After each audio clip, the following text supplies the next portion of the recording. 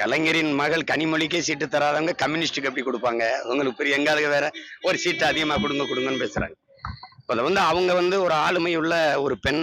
அவங்க மாநில அரசியலுக்கு வரும்போது நாளைக்கு அவங்க தம்பி உதயநிதியை முன்னிறுத்துவது பெரிய இடையூறா இருக்கும்னு நினைப்பாங்க. உங்களுக்கு புரிஞ்சிருச்சு? புரிஞ்சுட்டு தான் நீங்க என்கிட்ட கேக்குறீங்க. அதனால அவங்கள இங்க வர விட மாட்டாங்க. அது உங்களுக்கு தெரியும். அவங்க என்னதான் இருந்தாலும் அவங்க உடன் பிறந்தவர்கள், அவங்க குடும்பத்து பெண் இல்லைன்னு அவங்க நினைப்பாங்க. புரியுதா உங்களுக்கு? ஒவ்வொருத்தருக்கு இப்போ அவரு மந்திரிகளோட ஊழல் குற்றங்களை சாட்சியோட வெளியிடுவேன் அது எல்லாத்தையும் அப்படின்னு சொல்லியிருக்காரு அப்படின்னு சொல்றாரு. அவரு இவ்வளவு நாள் கூட இருந்துட்டு இப்ப வெளியே வந்திருக்காரு. அவரோட பேச்சு எப்படி எடுப்படும்? அவரோட அரசியல் இது என்ன மாதிரி இருக்கு முன்னெடுப்பு?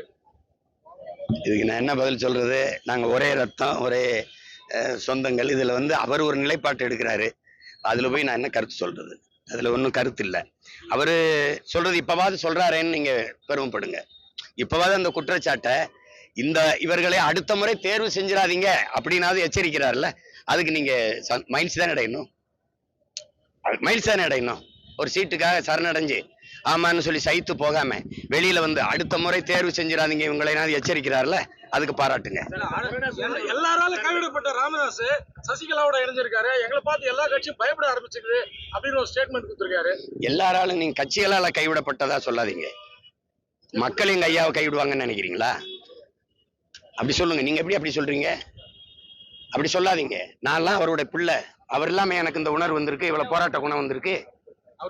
85 வயசுல தமிழை தேடின்னு ஒருத்தன் நடப்பானா? தமிழ்நாட்டுல ஒரு தலைவர் இருக்கானா? சொல்லுங்க. எங்க ஐயா விட்டா யார் இருக்கானா? இந்த சமூக நீதினு பேச்சுக்கு எவனா இப்ப அவரை தாண்டி பேசுறதுக்கு ஆள் இருக்கானா? நான் இன்னைக்கு பேசுறேன்னா அவர் கத்து கொடுத்ததுதான். இந்த நாட்டுல என்ன உங்க ஈவேரா செஞ்சாரு? எங்க ஐயா ஆணமுத்து போட்ட பிச்சை 69 விழுக்காடு இடஒதுக்கீடு மண்டல கமிஷன்ல